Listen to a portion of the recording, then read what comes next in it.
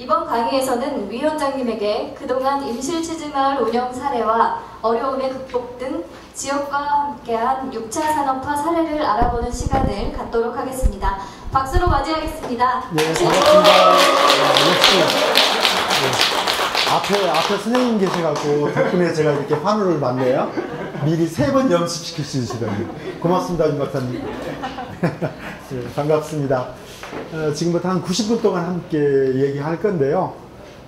글쎄 어려움이라고 하는 단어를 방금 우리 아나운서님이 소개를 해주셨는데, 어려움이 이렇게 지내놓고 보니까 어려움이 아니에요. 죄송합니다, 영어를 써놔갖고. 이거 그냥 쓴 게 아니라요, 일부러 썼어요, 좀 의도적으로요. 아니 시골에서 와서 강의한다 그러니까 촌놈이라고 자꾸 무시하네요. 나도 영어 할 줄 안다? 하려고 이거 일부러, 다른 거 모르면 진짜 몰라요. 아셨죠? 요것만 달달 외웠어요. 그래서 오늘 얘기는 약 6가지 챕터로 말씀드립니다. 첫 번째, 산업이라는 말이 언제부터 나왔을까? 한번 찾아 들어가 봤더니 저 이거 몰라요. 인터넷 다 뒤졌어요. 다 답은 어디 들어있다? 주머니 속에 다 들어있더라. 그래서 요즘 제일 힘드신 분이 우리 박사님 같으신 분, 대학 교수들 제일 힘들어요. 왜요? 아니 한참 강의하고 있는데 책상 밑에 놓고 말 막 두드리고 있어요. 저 친구가 말을 잘하나 못하나, 틀리나 맞나. 틀렸다? 그날 강의는 무조건 빠방해요. 그쵸? 네, 그래서 저도 늘 공부, 그래서 선생님이 밖에 있는 게 아니라 주머니 안에 계시더라. 저는 그렇게 생각하고요. 두 번째, 이제 마을이 만들어 왔던 그 과정 설명해 드릴 거고, 요즘 이제 한참 뜨고 있어요. 도농교류, 그쵸? 제가 거기 가서 다시 말씀드릴 건데, 도농교류의 뿌리는 어디에 있더라? 우리 안에 있더라. 그래서 이거 원래 일본 말이에요. 거기에 매이지 말자. 네 번째, 결국은 우리가 아까 내동 우리 윤 박사님이 강의해 주시면서 결론은 저는 뒤에서 뭐로 느꼈다? 관계하고 있구나. 생산자와 소비자가 어떤 관계를 형성하고 있냐. 그게 우리 요즘 얘기하는 커뮤니티가 잘 되고 있냐, 못 되고 있냐. 그런 얘기겠죠. 그 다음에 이제 요것을 어떻게 지역과 연계할 건지, 나만 잘 사는 게 아니라 이웃과 어떻게 더불어 살아갈 건지 하는 문제. 그리고 마지막에 이 일을 하는 데 있어서 결국은 누군가가 끌어가는 사람이 있을 건데, 요거 개념도 한번 다시 한번 정리해보는 약 6가지 챕터로 오늘 얘기를 좀 해보려고 합니다.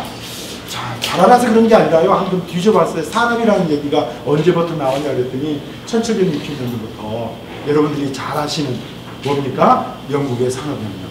그 전까지 쭉 이렇게 강의도 들어보고 이렇게 책도 좀 보니까 별로 변화가 없었어요. 권력을 갖고 있는 사람들, 특별한 사람 몇 사람 빼놓고는 나머지의 빈부의 격차는 거의 비슷비슷하게 살았어요. 근데 언제부터 이게 완전히 그냥 급변을 하기 시작하냐? 1760년부터. 산업혁명 시기입니다. 어떤 변화가 일어났을까 하고 가만히 봤더니 이게 변화의 시점이에요. 찰스 다윈이 나오기 전까지는 어땠습니까? 아니 이 세상 모든 건 다 신이 만들었어. 그쵸? 그런데 갑자기 어떤 한 사람이 튀어나오더니 무슨 얘기야? 그거 틀렸어. 모든 것들은 다 진화의 과정을 통해서 온 거야. 지금도 해결 안 났어요. 어디 가면 종교 얘기하지 마라 그러는데, 아무튼 그때부터 사고의 급변이 일어나기 시작합니다. 그러면 누가 나오죠? 칼 마르크스. 좀 전에 한번 인터넷 뒤져봤어요. 시대가 이게 바뀌었다면 아마 이 사람은 절대적으로 생산관계의 문제를 절대 이렇게 안 썼을 거다. 오히려 거꾸로 국부론을 썼을 거다.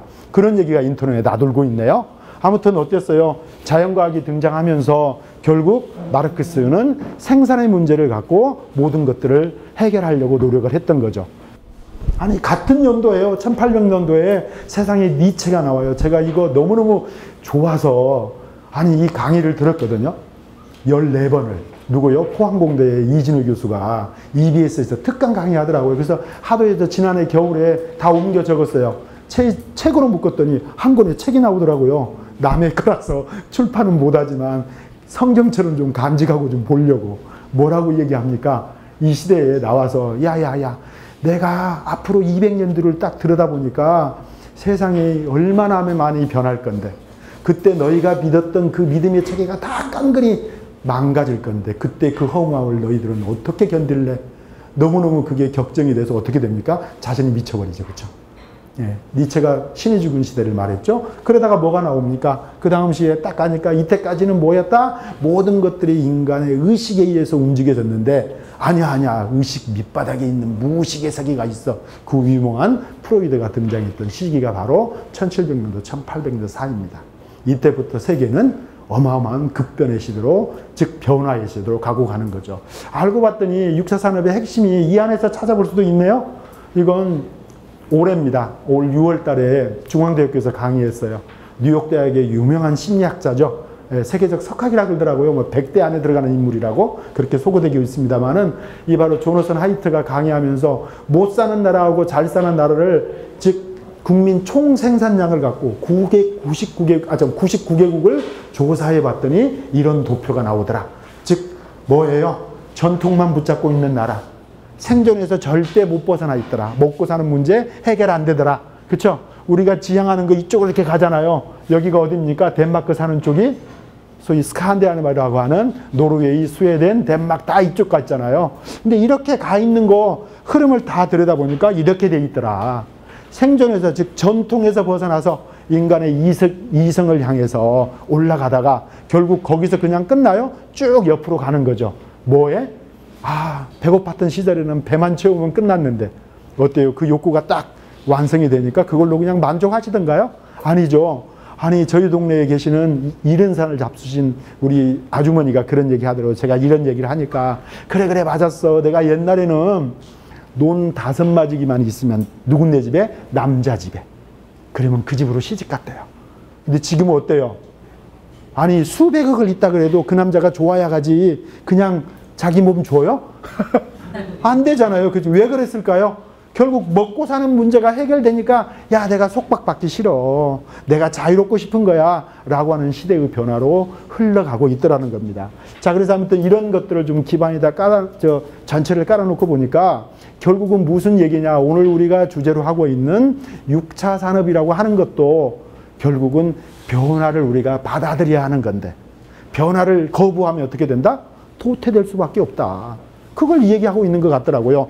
자, 이게 이제 왔다 갔다 해요. 제가 말을 너무. 이거는 건들면 안 되죠. 건들면 안 되는 거구나. 예. 이거 미리 또 이렇게 연습을 했으면 참 좋은데요. 그쵸? 예. 이제 이렇게 해서 뭐 어떻게 되냐면, 요런 시간에 잠을 깨워요. 그렇죠? 예, 제가 강의할 때 늘 먼저 하는 얘기가 있습니다. 저를 가르쳤던 저희 스승님이 그런 얘기를 해요. 앞에서 설교를 하시는데요. 설교하는데 저희가 꼬박꼬박 이렇게 도니까 아니 왜 조냐고 자꾸 시비를 걸어요. 누가? 아니 설교하시는 목사님이. 그래서 저희가 그분한테 무슨 부탁을 드렸냐면, 목사님 직업을 한번 바꿔봅시다. 예? 우리가 설교할 테니까 목사님이 한번 설교 좀 한번 들어보시라고. 그때 대단한 목사님이라 직업을 바꾸시더라고요. 본인이 농사를 지시고 저희가 설교를 하기 시작했어요. 그런데요 잠이 안 올 때가 있어요. 어느 때 잠이 안 오죠? 그렇죠. 재밌으면 잠 안 와요. 그러면 잠 오는 이유는, 그 책임은 누구한테 있는 거예요? 그렇죠. 강사한테 있죠. 선생님한테 있지. 근데 선생님이 자기가 교수법에 대해서 무언가의 변화를 할 게 아니라 누구만 핑계대고 있어? 학생만 핑계대고. 그 선생님은 뭐 어떤 선생님? 빵점이죠. 그래서 저는 어디 가든지 맘 놓고 주무세요. 책임은 저한테 있어요. 그렇죠? 이 시간부터 주무셔도 돼요. 아셨죠? 책임은 누구한테 있다? 저한테 있다. 한 가지 제가 부탁을 좀 드리고 싶다 그러면 조금 잠이 오시거들랑 절대 참지 마세요. 생리적인 거 병들어요. 그냥 눈을 지그시 감고 앞으로만 끄덕끄덕 하세요.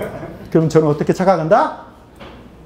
제 얘기를 저렇게 의미심장하게 들으시는구나 하면서 또 열을 내면서 얘기를 한번 해보도록 하겠습니다.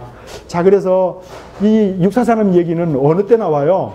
1988년도에 똑같죠. 앞에서 산업혁명이 먼저 일어나면 그 과정 지금 우리가 따라가고 있잖아요. 일본의 그 유명한 이마무라라고 하는 교수가 결국 농촌 문제 어떻게 해결할 건지 고민하다가 1+2+3으로 했다고요.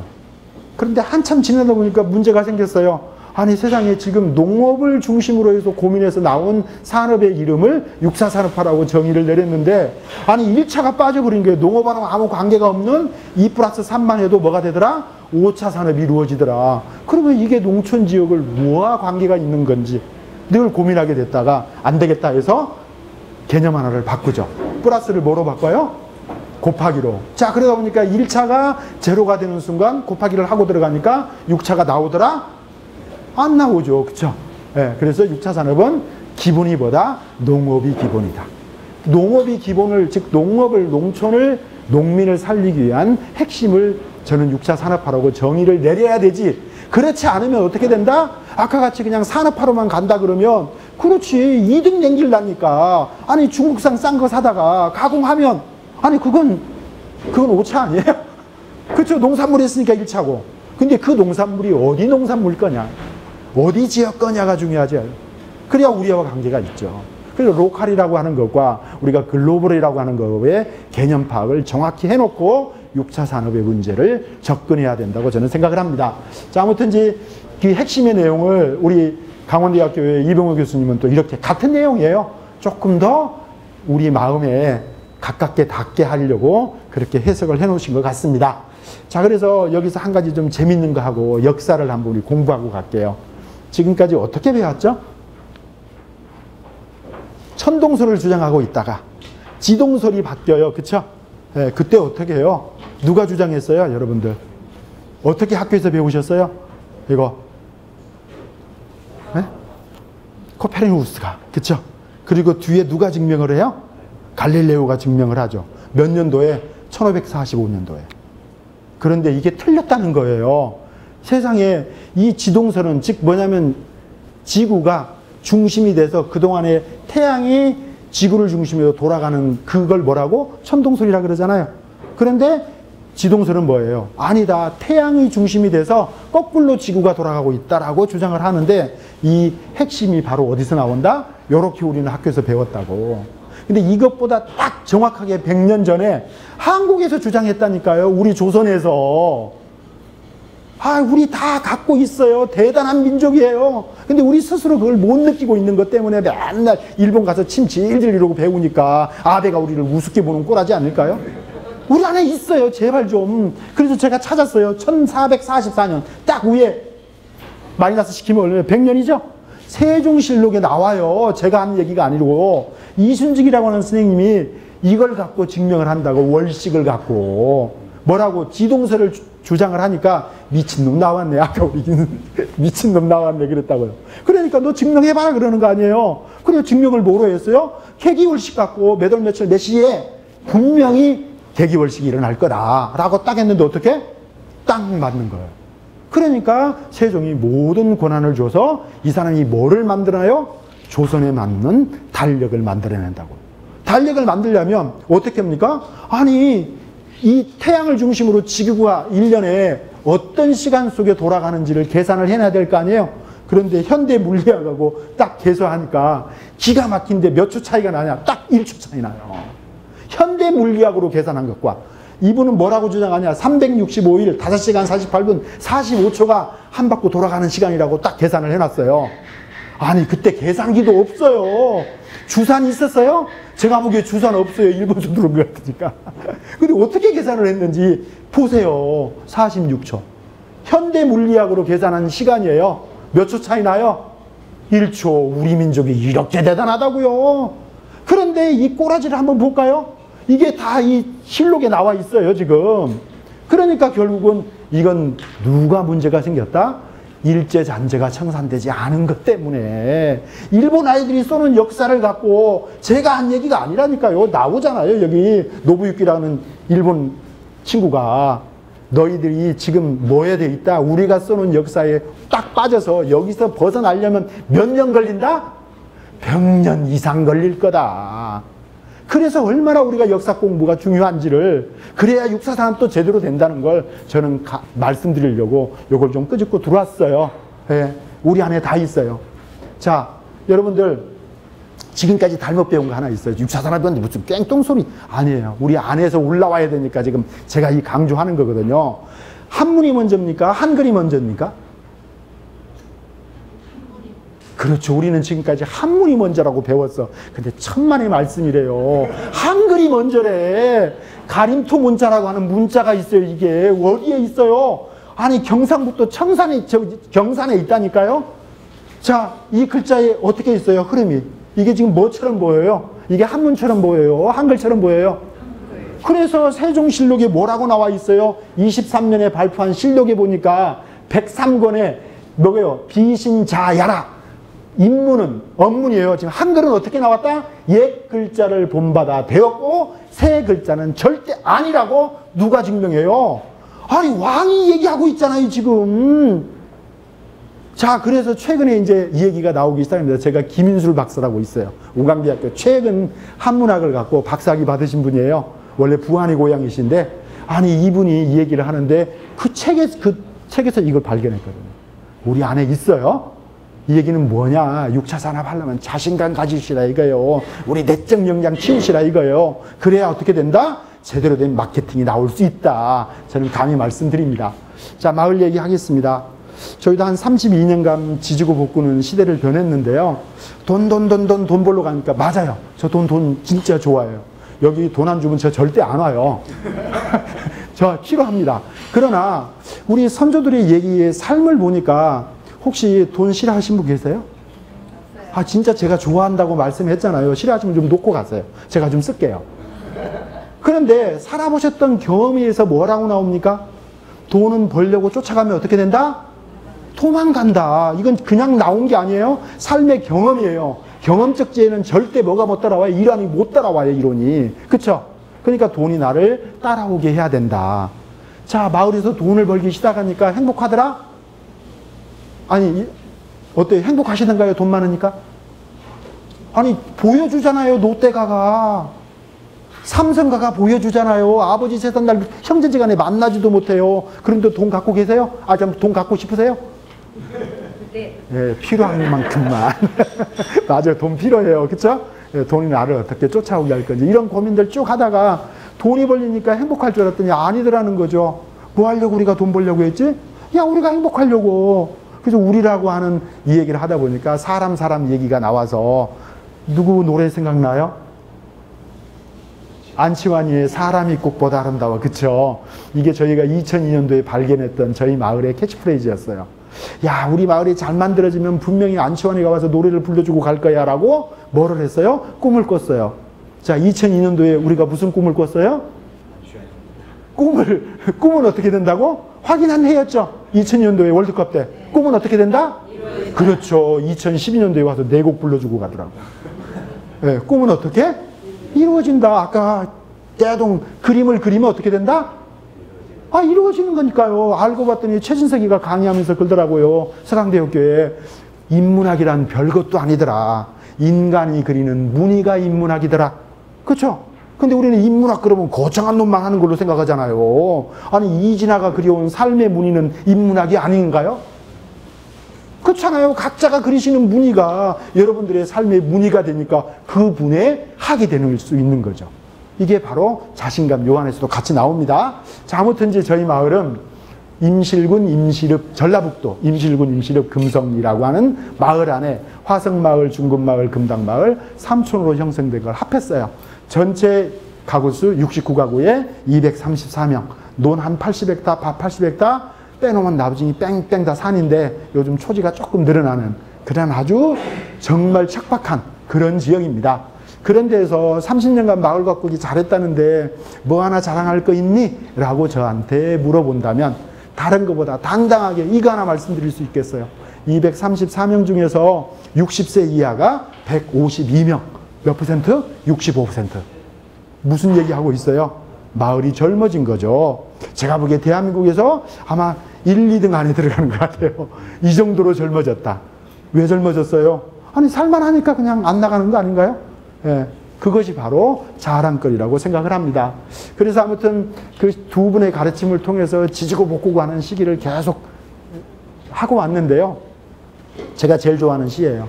그래서 저는 마을에 오시나 제가 어디 가서 강의하나 꼭 이 시는 암송을 해드립니다. 함께 살아가는 거.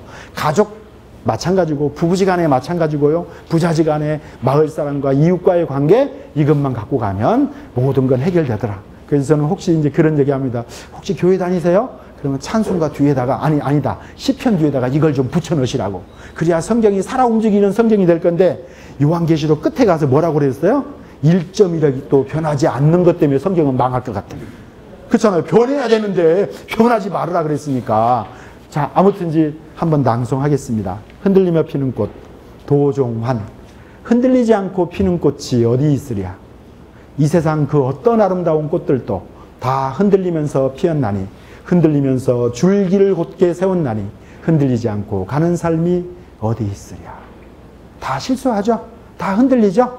예, 그때 어떻게 해요? 정말 이웃이라면, 정말 가족이라면 그 상처를 덧입히는 게 아니라 그래 나도 실수할 수 있어 하고 다시 어깨를 보듬 안아주는 거. 이게 아마 더불어 살아가는 삶의 기본적 자세이지 않을까 해서 이 시를 엄청 좋아합니다.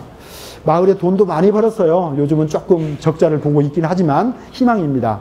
아까도 지금 강의를 드리면서 그래 우리한테는 저게 희망이었구나. 절대 부정의 말을 하지 않는 것. 그렇죠? 왜요? 다른 가치에서 다른 척도에서 자를 들이대면 좋은 것도 얼마나 많은데 왜 과거의 자를 갖다 놓고 우리가 적자 봤다고 얘기했을까? 아니 지금부터 새롭게 시작할 수 있는 계기가 우리한테 주어졌는데 그 정점이 2012년도 체험객 수만 7만 명이 넘어갑니다. 방문자 숫자 아니에요? 물론 제주도야 1년에 1000만 명이 넘게 오니까 이게 7만 명이 별거야 그러는데 저희 동네에 한여름철에 와보면 발 디딜 팀이 없을 정도로 사람이 많이 오는 데죠. 아무튼 7만 명 왔을 때 동네 사람들이 무슨 얘기가 나오냐면 뭐가 잘 되면 꼭 그렇게 배부른 소리가 나와요. 아니야 우리가 살려고 체험하는 거냐 체험하려고 사는 거냐. 뭐 하려고 체험해요? 살려고 하죠. 예, 그래 맞다 우리가 살려고 하는데 가만히 지속 가능성의 마을 입장을 놓고 보니까 이거 체험객을 왕창 받아들이는 게 문제가 아니라 마을의 수준에 맞게끔 받아들여서 이게 폭이 넓어질수록 숫자가 올라가야지 그보다 왕창 오면 어떻게 된다? 오히려 지속성이 떨어진다. 그래 우리한테 맞는 체험객 수는 몇 명일까? 아무튼 같이 고민하다가 5만 명 목표 잡았어요. 그래서 2010년도 5만 6천 명 체험객을 달성합니다. 야, 이 정도로 연착륙을 시켜놓고 새로운 걸 가미시켜서 지속성을 유지하자라고 꿈을 꿨습니다. 잘 가겠지 하고 갔는데 세상 일은 어때요? 자기 마음대로 돼요? 안 되잖아요. 예, 그때가 또 한 번의 배움의 기회입니다. 2014년도에 무슨 사건이 터졌어요? 전 국민에 정말 나라가 가라앉는 사건이 터졌죠. 그렇죠? 아니 그래서 힘들게 해서 체험객 3만 6천 밖에 못 2만 명 줄었어요. 뒤에 가서 나오지만 한 3, 4천 적자 볼 거다 했는데 다행히 그래도 한 300만 원 흑자 봤어요. 네, 뒤에 다시 보고 드릴게요. 그래서 이제 아무튼 올해 좀 잘해보겠다고 딱 했는데 5월달에 또 전 국민이 또 메리아스를 거꾸로 뒤집어졌어요. 그쵸? 네, 그래갖고 또 난리가 났어요. 작년보다 더한 것 같아요. 작년에는 단체객이 줄었는데 올해는 전염병이라 그러니까요. 아무도 안 움직여요. 그쵸? 네, 그래서 아마 올해 한 3만 명 조금 이쪽 저쪽 아마 그 정도의 실적 올릴 건데 오히려 그 어려움을 통해서 저희는 진짜 재밌는 걸 새롭게 발견하고 있습니다. 마을이요 공동사업을 하고 있고 개별사업을 하고 있거든요. 그런데 어디 가나 다 공동으로만 해야 돼. 그런 얘기를 많이 하는데 천만의 말씀입니다. 공동으로 하든 개별로 하든 이 두 가지 사업이 그 마을에서 그 지역에서 활성화되는 결과물이 뭐다? 그게 바로 마을 공동체의 활성화. 마을 아니면 지역 공동체의 활성화인데 우리는 헷갈려 있어요. 지역 공동체, 즉 마을 공동체하고 사업 공동체가 헷갈려 갖고 있다고. 자기한테 유리하면 사업 공동체를 얘기합니다. 책임질 일이 딱 생겼어요. 야, 우리 같이 살아가는데 무슨 그렇게 해 하고 생활 공동체, 마을 공동체를 얘기해요. 이게 구분이 안 되니까 이게 진짜 마을 사업을 하라는 건지 아니면 마을 공동체를 활성화시키라고 하는 건지 도저히 답이 안 나와요. 그런데 해본 경험을 놓고 결론 내보니까 이 공동사업으로 가든 개별사업으로 가든 결국 살아가는 사람들의 활동이 왕성하게 일어날수록 그 결과물이 뭐로 나타난다? 그게 마을로 나타나고 지역의 활성화로 나타나더라는 거죠. 근데 우리는 그 개념이 정리가 안 되니까. 아무튼 치즈마을은 어떻게 했어요? 공동사업을 치고 가다가 가만히 보니까 공동사업만 하고 가면 이게 문제가 생기더라는 거예요. 왜요? 초창기에 혼자 하다가 옆 사람 이웃과 같이 하니까 얼마나 신바람이 나요. 그쵸? 한참 하고 가다가 정점을 딱 찍는 순간에 분배가 비슷해지는 순간 사람은 나빠서 그런 게 아니라 미쳤냐 내가 더하게 나한테 오는 게 똑같은데 이게 뭐하고 똑같다? 공산주의에 몰락하고 똑같더라. 야 그러면 어떻게 해야 되느냐? 그렇지. 공동사업의 장점을 분석해 보니까 공동사업은 뭐다? 엄마의 역할이다. 땅의 역할이에요. 그것 때문에 뭐가 들어갔어요? 개별사업이에요. 이거 조금 정치적 관점에서 얘기한다 그러면 보수는 뭐다? 엄마예요. 음이에요. 진보는 뭐다? 양이에요. 드러난 현상이에요. 요 두 개를 조화를 시키는 걸 잘 돌아가야 되는데 어느 한쪽으로만 치달아 버리면 그 사이에는 문제가 생기는 거예요. 마찬가지 경영도 똑같은 개념으로 와 닿기 시작했습니다. 아무튼 이걸 통해서 이 느낌이 생겼어요. 아까 지금 작년 결산해서 올 1월 20일 날 했어요. 한 3, 4천 적자 나지 않을까 했는데 다행히 295만 9,830원. 저희 복식국이에요. 이론 한 장 안 틀려요. 3년 전의 사건이에요. 이원이 틀려요. 아무래도 대변 차량이 안 맞아요. 못 찾는 거예요. 총회 날짜는 정해놨는데 어떻게 합니까? 20 있고 하자. 나중에 몇 달 뒤에 확인했어요. 다시 보고 드렸습니다. 어디서 찾았어요? 아니 카드 수수료가 회사마다 다 틀려요. 거기서 이원 수수료 몇 점 몇 %가 오기가 돼서 그거 찾아서 보고할 정도로 저희 대차지표 다 작성해서 하거든요. 감가상각 100% 떨어요. 올해요 적자가 한 1억 3천 날 것 같아요. 근데 엄밀하게 말하면 감가상각을 안 떨면 그렇게 크게 안 나요. 근데 감가상각을 잘해야 어떻게 된다?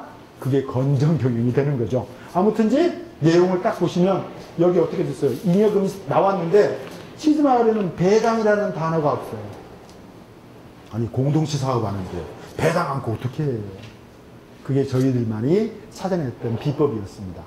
어떻게 해요? 이런 일들을 했는데 가만히 놓고 보니까 이 일에서 소외된 사람은 어떻게 될까 이 생각이 들고요. 이분들한테는 그러면 직접 사업에 참여하는 분들한테는 어떤 배당을 해드릴까라고 봤는데 저희가 일자리를 만들어 드렸잖아요. 작년처럼 힘들었는데도 저희 동네로 작년에 풀려간 돈이 10억 6천만 원이 풀려가요. 그럼 10억 그러면 요즘은 조조 나오니까 별로 그렇게 감각이 안 오는데 저희 동네에서 1년 동안 생산하는 쌀값을 조수익으로 환산해 놓으니까 8억에서 9억밖에 안 돼. 그런데 농해소득으로 10억 나왔다 그러면 그 농따릉이만큼 하나가 더 생긴 거 아니에요. 이게 농해소득 아니에요? 그래서 일자리 만들어서 다들 거기서 자기 능력껏 돈 벌어가게 했죠. 못 벌어간 사람은 1인당 10,000원 간 사람도 있고요. 많이 벌어간 사람은 한 2억 벌어간 사람도 있어요. 차별은. 그래서 남는 이익금은 어떻게 한다? 이 일에서 소외되신 분들, 그분들을 위해서 제가 일을 한 거죠. 그냥 해도 될 것 같아요. 자, 그래서 여기서 이득금이 나오기 시작하면 어떻게 한다? 아까 일하는 걸로는 다 할 수 있는 사람한테는 갔으니 그 일에서 소외된 계층이 크게 두 계층이잖아요. 하나는 노인들, 또 하나의 계층은 아이들, 청소년들. 왜 청소년들 돈 싫어해요? 돈 좋아하는데 학교 다니라고 못 벌잖아요. 그렇죠? 두 계층에다가 나누기 위해서 노인복지지원금, 아동복지지원금 지원합니다. 지역사회 기부금도 했죠. 어떻게 해요? 아니 우리가 처음에 우리 힘으로 됐어요? 아니 우리 속담에 소도 언덕이 있어야 비빈다고 처음에는 정부 사업 받아서 지금도 받고 있어요. 예, 필요한 것만 받고 있죠. 그래서 아무튼 이런 일을 통해서 우리가 비볐으니 이제 다른 마을 우리가 좀 지원해서 그 마을도 비빌 수 있도록 해주자. 그래서 저희가 1년에 한 개 마을씩 선정해서 500만 원씩 사업자금을 저희가 지원하는 겁니다. 그 다음에 또 뭐 있어요? 인재장학기금. 마을이 젊어지려면 아이들에 대한 투자를 해줘야 될 거 아니겠어요? 그래서 아이들에 대한 투자. 야, 대학교 입학할 때 등록금 대기 그렇게 힘들다고 하는데 우리가 조금 도와줘 볼까? 해서 치즈마을이 정한 게 있거든요. 치즈마을 아이들 중에서 이건 회원 자녀가 됐던 회원 자녀가 아니든 아무 상관없어요. 아무튼 치즈마을 아이들 중에서 대학에 입학하면 입학 축하장학금을 줍니다. 1인당 얼마? 200만 원씩. 네, 드리는데요. 올해 몇 명 줬냐? 4명 줬어요. 작년에 몇 명 줬냐? 5명 줬어요. 아마 내년에 지금 한 3명 정도가 더 들어가는 걸로 시험 봤다네요. 그 얘기는 뭐예요? 앞에 마을이 젊어졌다고 하는 것을 증명해 보이는 거죠. 백석 올미 얘기 아까 윤선 박사님이 계속 얘기해 주셨는데요. 저희도 그 전부터 준비했어요. 뭐요? 노인복지사업준비금. 아니 옛날에는 어르신들이 돌아가시려고 그러면 어디로 모셨어요? 객사 하실까봐 이겁도 하고 돌아가시려면 안방으로 모셨다고. 근데 여러분 지금 어떻게 변했어요? 돌아가시려고 그러면 어디로 모셔요? 병원으로 모셔요. 아예 그냥. 그쵸? 자, 그 마음을 얼마나 허접하실까. 왜 아직도 그 의식의 체계 속에서 집에서 옛날에 그게 좀 이렇게 포근하게 돌아가시고 싶어 할 건데 그래서 최소한 마을에서 돌아가시게 하자. 그래서 마을 요양시설 준비하려고 복지사업 준비금 지금 아마 제가 기억 정확한 거에 한 6천만 원 정도 기금 모아졌어요. 그래서 어떻게 할까? 한적한 곳, 아주 조용한 곳에다가 땅 사서 거기다 요양시설 만들어서 운영하면 마을 안에서 딱 자원을 보니까요. 자원조사를 하니까 사회복지사 1급, 2급 자격증이 6명 있어요. 그러면 아니 이거 복직원 하나 움직이면 다른 데 직장 필요 없잖아요. 거기서 그냥 농사 지면서 얼마든지 가능하지 않을까? 이런 꿈을 갖고 좋은 땅, 적적한 곳, 한적한 곳 딱 찾으려고 했는데 제 나이가 올해 딱 60이에요. 10년 뒤면 저도 저기를 놓고 갈 건데 야 미쳤다 내가 지금까지 생각 잘못했네. 아니 죽어서도 조명을 곳으로 가는데 노인일수록 어디다 모셔야 될까 하고 봤더니 가장 동네에서 번잡한 곳, 사람 구경하는 곳에다가 어른들을 모셔야 되지 않을까요? 젊은 놈들은 어디로? 젊은 놈이야 산속에 들어가서 있어야지. 그쵸? 네, 그 안에도 활동하려고 밖에 나오니까 생각도 이렇게 하는 거구나 해서 동네 요지에다 땅 살려고 지금 준비하고 있다고요. 예, 이런 일들을 끊임없이 저희가 진행해 오고 있습니다. 자, 그러면서 이제 앞에 거하고 같이 연결이 됩니다만은 소도 언덕이 있어야 비빈다 그랬는데 언제까지 언덕만 찾아다닐 거냐는 거죠. 아니 우리가 가려운 곳 안 되면 효자손이라도 갖고 뭔가를 좀 우리가 긁으면 안 되나요? 그래서 우리가 좀 긁자. 그러려면 뭐 어떻게 될까? 지동원 신부님이 가르친 늘 경제적 자립을 하라는 거죠. 천당 가는 티켓을 확보했다 할지라도 이 두 발을 땅에다가 딛고 서 있는 경제적 자립이 같이 안 되면 먹히더라. 그렇잖아요? 경제의 논리에서도 딱 맞는 말이잖아요. 어떻게 할까 고민을 하다가 꿈을 꿨어요. 내도 우리 윤 박사님한테 배운 거예요. 꿈꾸라고. 꿈꾸는 자는 어떻게 된다? 그 꿈이 현실로 오더라. 그래서 세 가지의 원칙을 가졌습니다. 자주 주인되게 좀 살아보자. 자주 늘 배우고 살아보자. 조자가 이상한 조자예요. 그쵸? 네, 일반적으로 도울 조자 써요. 자기를 도울 줄 알아야 남도 도울 줄 안다. 근데 이건 뭐예요? 깎을 조, 세울 조. 즉 조각할 때 조자예요. 즉 배운다는 의미는 두 가지예요. 남한테 받아들이는 것도 있는데 내 스스로 나를 갈고 닦는 거. 이것도 배움 아닐까? 해서 일부러 요 조자를 썼고요. 저기는 뭐예요? 자립해야 된다. 그래서 정신적으로 경제적으로 자립하자. 그래서 어떤 꿈을 꿨냐면 아니 마을 가꾸기를 잘하면 정부가 상금을 준다네. 야 우리 상금 받기 운동 좀 하자. 그래서 동일서한테 욕도 바가지 얻어먹었어요. 저 새끼는 상금 받기 모르는 놈이라고. 근데 상금 받아서 제가 쓰나요? 안 그러잖아요. 그쵸? 그래서 결국은 이제 꿈은 이루어졌는데 2008년 2월 25일 날 미리 전에 2007년도 그 전부터 준비해서 이런 걸 발표하려고 그러면 아무 데나 하는 게 아니더라고요. 그래서 정치인들을 가만히 보니까 발표를 아무 데나 안 해. 어떤 요지에 가서 딱딱 필요한 자리에 가서 이걸 딱 무언가를 얘기하더라고. 그래서 저희도 꿈을 꾸면서 뱃속에서 발표를 했어요. 왜요? 엄마의 뱃속에서 아기가 나오잖아요. 새로운 게 나오려면 뱃속에서. 야, 뱃속에서 어딜까 하다가 43만 원씩 보조 안 받고 돈 걷었어요. 갈 사람들만 다 모이라고. 23명이 참여하대요. 그래서 부산에서 배 타고, 까멜리오 배 타고 밤쯤 가죠. 어디로? 후쿠오카로. 그쵸? 그래서 거기 가는 그 배 안에서 이 꿈을 요 PPT 그대로 제가 같이 공유를 했습니다. 야, 우리 상금 한 5억 100만 원만 한번 받아보자. 받아놓고 일을 하는 게 아니라 상금 받아가는 걸 지금으로 묶어서 동네에서 돈 필요한 사람이 있으면 우리 마을 은행을 한번 만들어보자. 그래서 돈 없어서 사업 못한다는 얘기 못하게 우리 만들자. 해서 꿈을 꿔갖고요. 이걸 엑셀에다 집어넣어서 한번 딱 12년까지 한번 이렇게 그림을 그려봤어요. 그랬더니 세상에 5억 100만 원이 얼마로 변하더라? 28억 8천으로 변하더라. 어때요? 꿈이요? 그쵸? 꿈은 어떻게 되더라? 이루어지더라. 작년 연말까지 얼마가 모였더라? 6억 8,700. 여기다 플러스 700 올라가요? 올 7월 달에 상금 받았거든요. 700만 원. 그럼 여기로 들어와요. 근데 올 연말까지 지금 받은 상금 보니까 2억 1,460만 원. 아직도 얼마 남았어요? 반절밖에 못 받은 거예요. 5억 100만 원이니까 목표가. 아마 분명히 줄 거라고. 그래서 제가 윤 박사님 만나면 상금 좀 받고 해주세요 라고. 아까 말은 뭐가 된다? 말은 뭐가 된다? 씨가 된다. 그쵸? 지금 씨를 계속 만들고 있으니 제가 보기에 농식부 가면 아니 치즈만은 또 줘야 되겠어요. 2년 뒤에 또 줘야겠다. 왜? 목표가 확실하잖아요. 아니 꿈을 그렇게 꾸라네요. 그래서 꾸고 있습니다. 예. 자, 그래서 돈 필요하면 빌려줘요. 이 식당이거든요. 2,800만 원 필요하다네요? 그래 빌려주는 거죠. 절대 빌려줄 때 빌려주는 사람이 갑질하진 않아요. 빌려간 사람이 나는 이 사업에서 어떤 식으로 상환하겠다. 상환 조건 1년 거치 10년 균할분등 상환하겠다. 그러면 1년 거치 후부터 어떻게 나와요? 아니 2,800만 원 빌려가서 280만 원씩 상환하잖아요.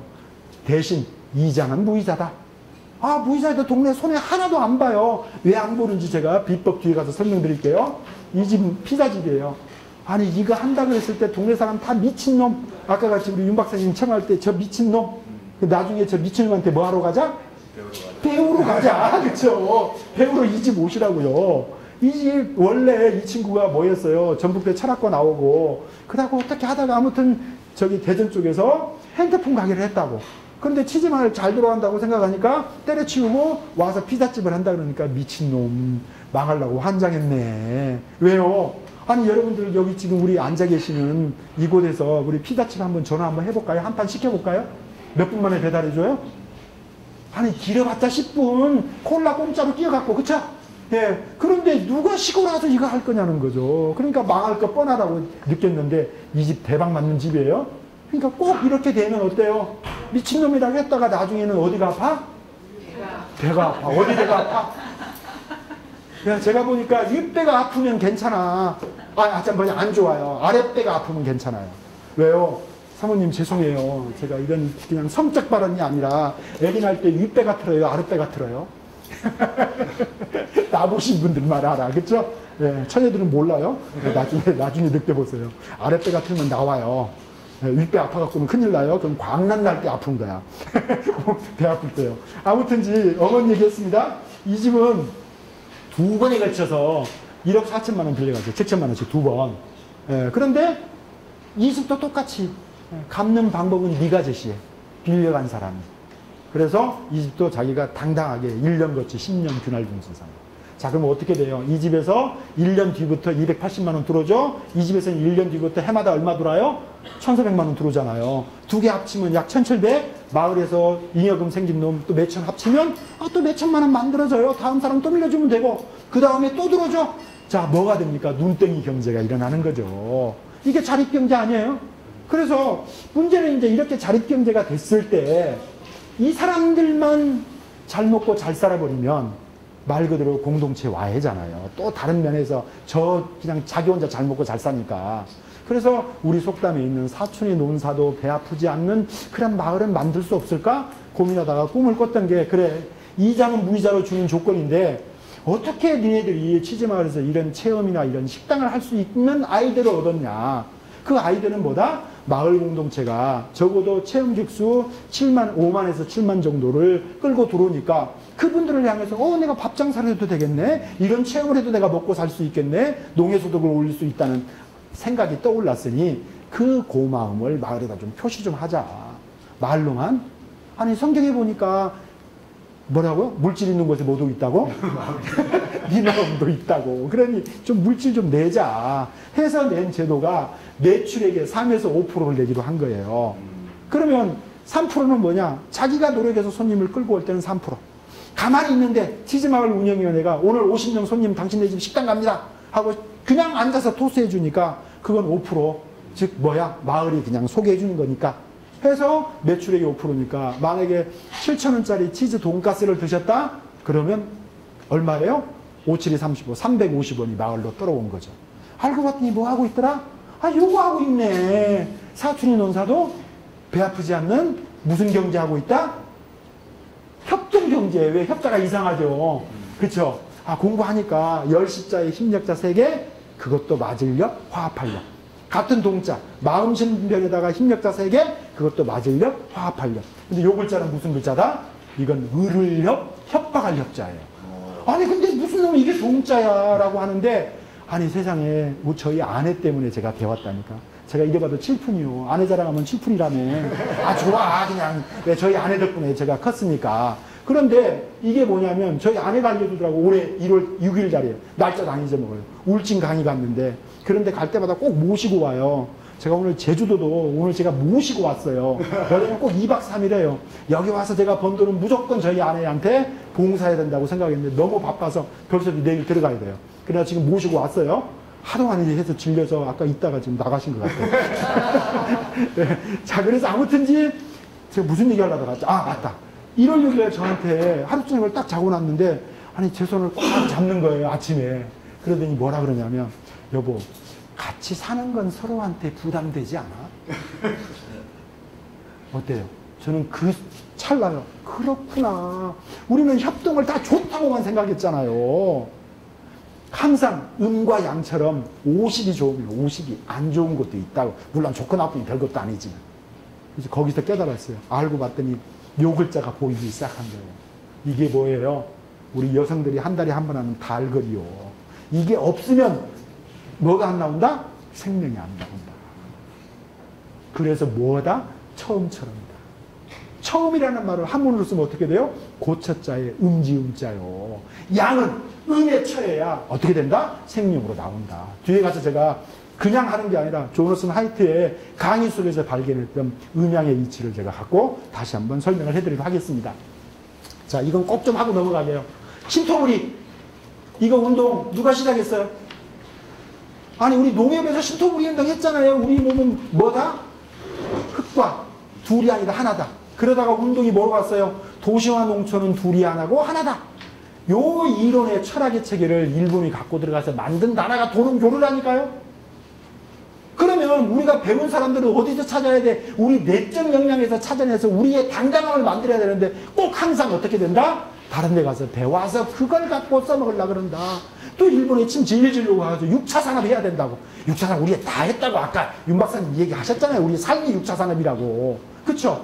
자, 그래서 이 논리를 어떻게 할까? 이놈의 체험이라는 얘기는 뭐로 풀어야 될까? 고민하다가 아니 세상에 한양공대 유영만 교수의 이게 뭐에 나오냐면요. 세상에 세바시 프로그램 있잖아요. 세상을 바꾸는 15분. 그 강의 듣다가 야 체험은 이걸로 해서 해결 끝이다. 체인지. 그래서 아까 한글이 먼저라 그러는 게 한글의 소리는 무슨 소리예요? 진성이에요. 가성이 아니에요. 나머지 다 영어고 중국말이고 일본말이고 다 뭐다? 가성이 소리인데 한국말만 진성으로 나와요. 그러니까 이 글자가 이렇게 열리죠. 같이 한번 읽어보실래요? 시작. 발음 똑같죠? 그렇죠? 자, 얘 한번 읽을까요? 시작. 그렇죠. 그래서 체인지. 그래서 유 교수님이 얘기하면 지금 백과사전에 안 올라갔는데 나중에 꼭 올라갈 글자래요. 근데 우리가 하는 농촌 체험이라는 건 뭐다?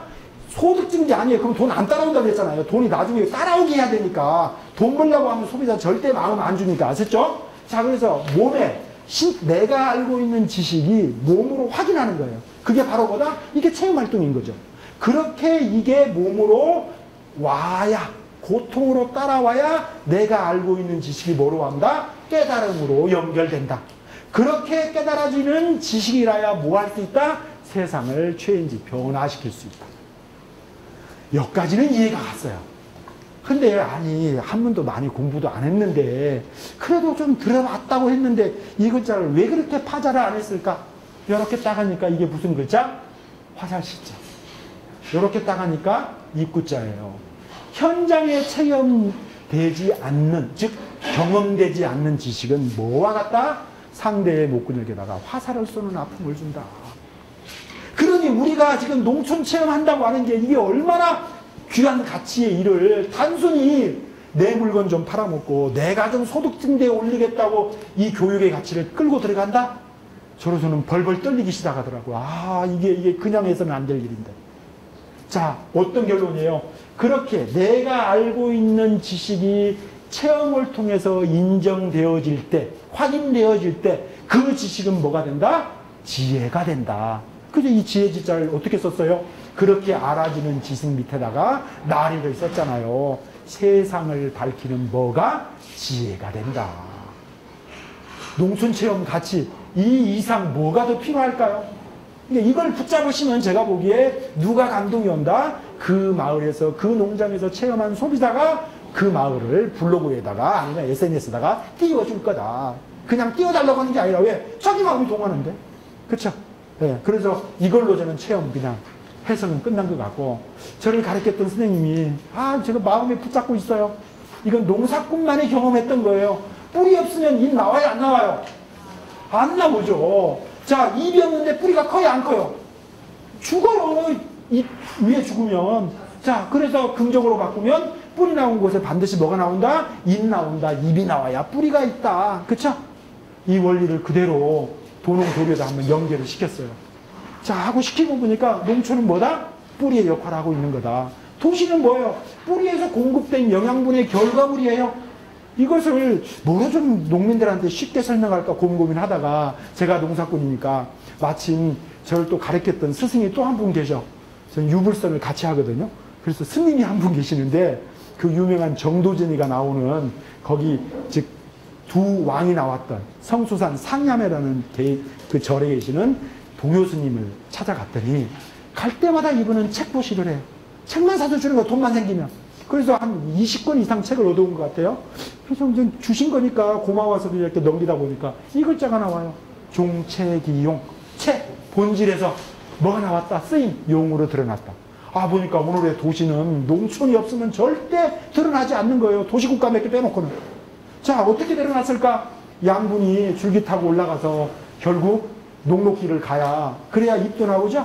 그래야 뭐가 나와요? 꽃도 피어요? 그래야 열매도 열리죠. 드러난 현상의 쓰임이에요. 그런데 불교사에서 보니까 종체기용은 반드시 뭐 해야 된다? 서병규체해야 된다. 이게 불교의 윤회설입니다. 아 그러니까 제가 더 이상 진전 안 시킬게요. 자 그래서 서병규체 원래로 돌아가야 되는데 다른 건 몰라도 요 녀석 하나는 내려가야겠더라고. 요 녀석 하나는. 이거 안 내려가면 이 나무는 죽어요. 왜요? 식물은 자기애주의잖아요. 지 몸걸음을 가장 좋아하는 거예요. 근데 옛날에 왜 산이 한패했어요? 벌목한 원인도 있지만 갈퀴나무 한다고 싹 화목한다고 다 긁어버렸잖아요. 그러니까 나무가 녹을 양분이 없어진 거죠. 그래서 이 구조가 달 선순환의 구조를 하고 가면 사람도 어때요? 막히면 죽지죠. 그래서 동맥경화 뭐부터 시작해서 막히면 다 늙어가는 거고 그렇죠? 잘 혈액이 순환되면 어때? 아니 혈기 왕성하는 게 바로 그거잖아요. 순환 잘 된다는 거. 결국 사회도 똑같더라. 결국은 이 원리를 놓고 조합을 해보니까 농촌은 농촌으로서의 역할이 있는 거고 도시는 도시로의 역할이에요. 이게 음과 양으로 구분한다면 농촌은 음이고 도시는 드러나는 현상이니까 양이죠. 이 음과 양이 조화를 이뤘을 때 그 사회가 아름다운 사회가 되더라. 자 이거 하려고 이 농촌과 도시를 순환시켜 주려고 치즈마을 사람들은 체험을 한 겁니다. 그래서 어떻게 정의했다? 이렇게 정의한 거예요. 치즈마을 사람들의 삶과 치즈마을만이 갖고 있는 어메니티 자원 이걸 통해서 소득증대가 앞에 나가는 게 아니라 뭐 하려고 우리가 이 일하느냐. 즉 도시와 농촌을 잘 순환시키게 더불어 살게 하는 삶의 현장이라고 저희가 이 얘기를 한 거죠. 그래서 앞에 있는 그림을 그대로 그림으로 그냥 말로 한번 풀어봤어요.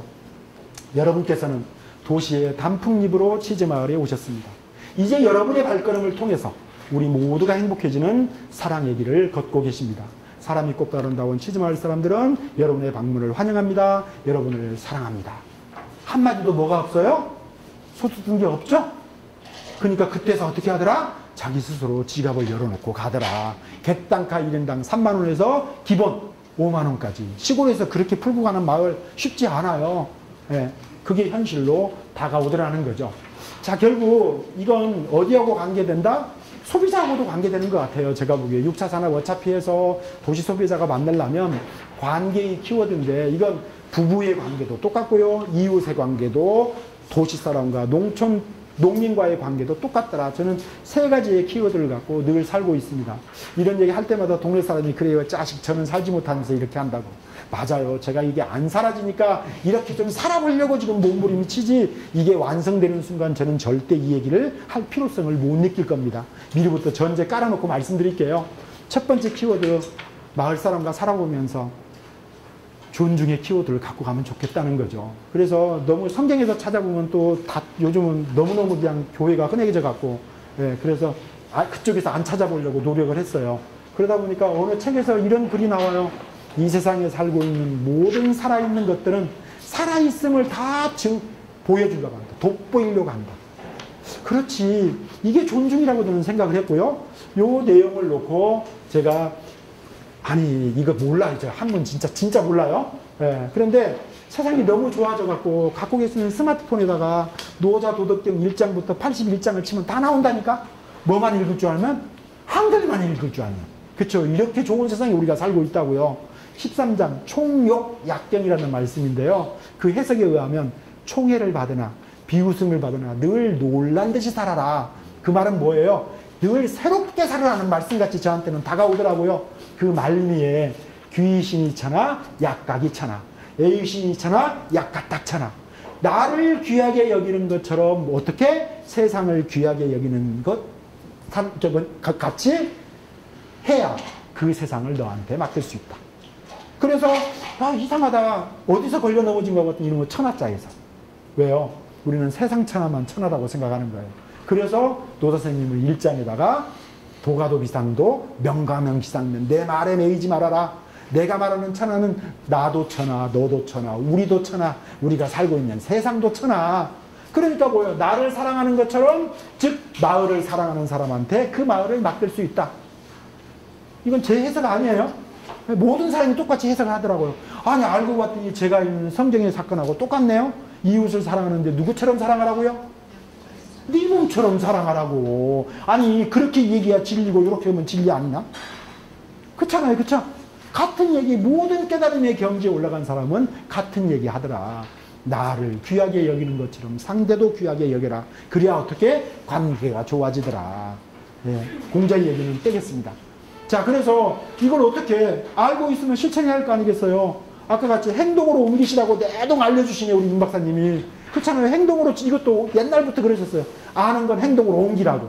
그래서 이게 치즈마을 조직도예요. 자, 어때요? 공자님 말씀해 보니까 내가 하기 싫어하는 일은 다른 사람도 하기 싫어할 거다. 그러니 뭐도 하지 말아라? 시키지도 말아라. 아니 저는 왜 공자님이 이렇게 부정으로 얘기했을까? 긍정으로 좀 바꾸지. 내가 하고 싶어하는 일은 다른 사람도 하고 싶어 할 거니까 그 일을 할 수 있도록 자리를 깔아줘라. 그렇게 했으면 얼마나 좋을까요? 그렇죠? 자, 그래서 맞다. 내가 그 말을 듣고 싶어 하면 다른 사람도 듣고 싶어 할 거니까 치즈마을의 정관에 보니까 어떻게 나왔다? 치즈마을의 부위원장은 농협에서 하고 있는 팜스테이 위원장을 겸직한다. 이렇게 정관에 명시되어 있어요. 제가 여기다가 부위원장으로 써놓는 게 보기가 좋으시나요? 팜스테이 위원장으로 쓰는 게 보기가 좋으시나요? 그쵸. 제가 보니까 김정은하고 맞문 위원장이 훨씬 좋겠더라고요. 그쵸? 아, 제 이름 봐도 동급이요. 그 양반 걔하고 나보다 한참 어리니까. 그쵸? 네, 저희 딸보다도 어려요. 걔가.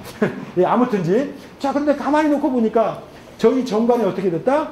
정보화 이사는 행자부가 하고 있는 정보화 위원장을 겸직한다 돼 있어요. 제가 이따 이사라고 썼는 게 좋을까요? 정보화 위원장이 좋아요? 훨씬 낫죠. 그쵸? 그래서 이렇게 해놓고 어떻게? 이게 바로 알고 있는 걸 행동으로 옮기는 거. 즉 서로서로를 돋보이게 하는 거. 그러니까 치즈마을은 조직도가 바로바로 바뀌어요. 만약에 행자부에서 손님 왔어요. 그러면 보고서가 이렇게, 조직도가 이렇게 바뀌어요. 위원장 어디가 있어요? 정보위원장이 치즈마을 대표 선수예요. 저는 뭐예요? 핀치히타, 빈자리 가서 그 역할을 하면 되는 거지. 뭐 어디 가서. 그쵸? 네. 왜요? 제가 총괄위원장이긴 하지만 정관상에 충실하게 하기 위해서. 그쵸? 이분이 치즈마을을 대표하는 선수죠. 그러니까 어디 가든지 1등이에요. 농협생도 1등. 왜? 아니 나머지 파트가 다 밀어주는데. 그렇잖아요. 다른 데 가면 어때요? 한 동네 사람끼리 다 찢어진 거예요, 이게. 그래서 조직은 피라미드 조직이 아니라 뭐로 바뀌어야 된다? 깔때기로 바뀌어야 된다. 싹 끌어모으는 걸로. 제가 전국 다니면서 배운 거요.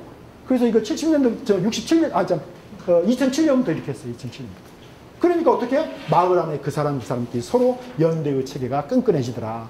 자, 그래서 또 바뀌어요. 만약에 농협에서 손님 오셨어요. 농협을 대표하는 선수는 누구? 팜스테이 위원장. 이분이 대표 선수요. 올 7월 7일이 뭐예요? 도농교류의 날이에요. 겨루직년. 그쵸? 이걸 음력으로 하니까 왔다 갔다 하잖아요. 그래서 아예 국회에서 법으로 도농교류의 날을 지정했어요. 그래서 그때가 바로 뭡니까? 7월 7일 날이 도시와 농촌이 만나는 날. 올해가 3회 했거든요. 근데 어디서 연락이 왔어요? 농협중앙회로부터 아니 개인 부분으로 시상을 좀 할 테니까 국무총리상을 좀 하나 줄 테니까 누구 한 분을 좀 추천해 달래요. 공적을 좀 올려달라는 거죠. 회의고 뭐고 필요 없어요. 왜요? 농협을 대표하는 선수는 누구?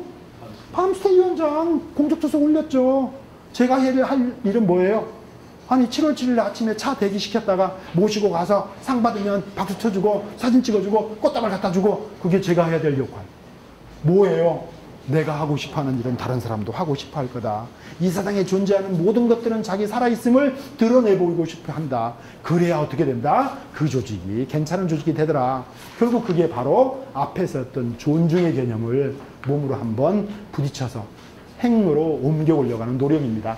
두 번째 키워드입니다. 이해의 키워드인데요. 이건 제가 이것 때문에 싸워요. 부부싸움도 이거고요. 가정도 이거예요. 사회도 이거예요. 국가도 이것 때문에 그래요. 그렇죠? 나와 좀 다른만 인정하면 되는데 그럼 뭐가 나와요? 타협점은 좀 나올 건데 그러면서 역사는 발전하는 건데 이런 생각을 지울 수가 없습니다. 그런데요. 그 바로 서강대학교의 최신석 교수가 이것도 이제 없어져 버렸네요. 저는 공부를 어디서 하냐면 텔레비 속에 바보상자라고 옛날 아이들한테 못 보게 했는데 요즘 저는 그거 갖고 해요.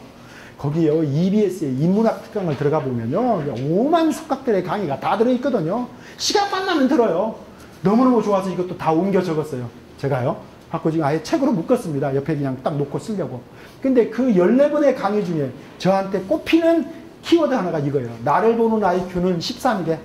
내가 나를 보는 IQ는 13이래요. 그런데 다른 사람을 보는 IQ는 얼마?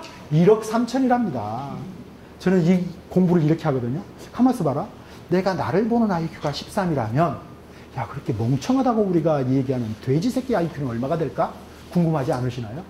옛날 같으면 뭐 찾아야 돼요? 백과사전 찾아야 돼요. 근데 지금은 어디에 답이 들어있다? 아니 주머니 속에 스마트폰 그쵸? 쳐보세요. 답 나와요. 찾았더니 깜짝 놀랐어요. 세상에 내가 나를 보는 IQ는 13인데요. 그 멍청하다고는 돼지 IQ는 찾아봤더니 70에서 80이에요. 그러니까 나는 누구만도 못하다? 그렇죠. 돼지만도 못하다. 아 그러다가요. 그래 봤다. 돼지 IQ가 70에서 80이라면 아니 그렇게 영리하고 주인을 잘 알아보는 개 IQ는 얼마일까? 이게 공식적이라 좀 새끼라고 하면 참 이게 감이 잘 와닿는데 아무튼 개 IQ는 얼마일까? 찾아봤더니 개 IQ 얼마 것 같아요? 저 놀랬어요. 제가 아니 90 이상이면 이렇게 안 놀래죠. 딱 찾았더니 세상에 개 IQ는요 30에서 60밖에 안 돼요. 근데 혹시 동네에서 일하다가 폭폭진 나면 지금까지 속으로 어떻게 욕했어요? 에이 저 돼지만 더 못하는. 그럼 틀려요? 앞으로는 속으로 뭐라고 해야 된다? 예, 그게 맞는 거예요. 자 결론은 지금 이 얘기의 핵심을 알고 봤더니 저희 아내하고 올해 11월 7일 날이 36주년 결혼한 지 됐어요. 딱 여기 내려오다 보니까 카루텔이 옛날 그대로 있네. 저희가 첫날 밤 지낸 거거든요. 79년도에. 아무튼지 이것 때문에 싸웠어요. 서로가 상대를 저희 아내를 제가 이해하려고 죽어도 제가 이해 못해요. 저희 아내도 죽어도 저 이해 못하고요. 아무도 70억 인구 이해할 수 없어요. 어떻게 해야 이해되더라? 자기에 대한 이해를 해야 상대가 이해가 되더라. 아니 이거 이진아가 얘기했다면 시골 촌놈이 자식이 뭐야 그렇게 느끼죠. 근데 누가 증명을 해요? 아니 여러분들이 그렇게 잘 믿으시는 원효 대사가 뭐 때문에 깨달았어요? 아니 그 해골 바가지 물 모르고 먹었던 물에 그 물은 정말 꿀맛이었는데 아침에 눈을 딱 떴더니 그 물이 어디에 담겨 있어? 해골 바가지. 왜 갑자기 자기 안에서 구역질이 올라와요? 어때요? 물이 변했어요? 마음이 변했어요? 그렇죠. 마음이 변했다는 거에 일체가 유심조라는 오도석을 짓고 득도 끝이잖아요. 그렇죠?